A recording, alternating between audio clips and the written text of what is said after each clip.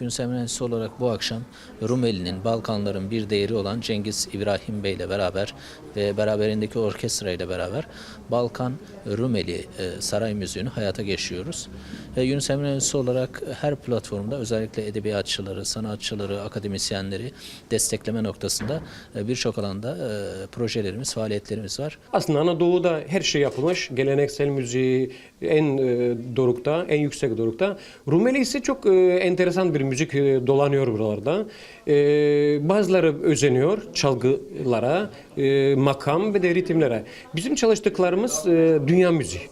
Dünya müziği derken özde Türk müziğidir. Makamsal çeyrek sesler ve bir zamanın Sultan Abdülmecit, Sultan Abdülaziz ve Murat İkinci'nin eserlerinin bir esintisidir bizde.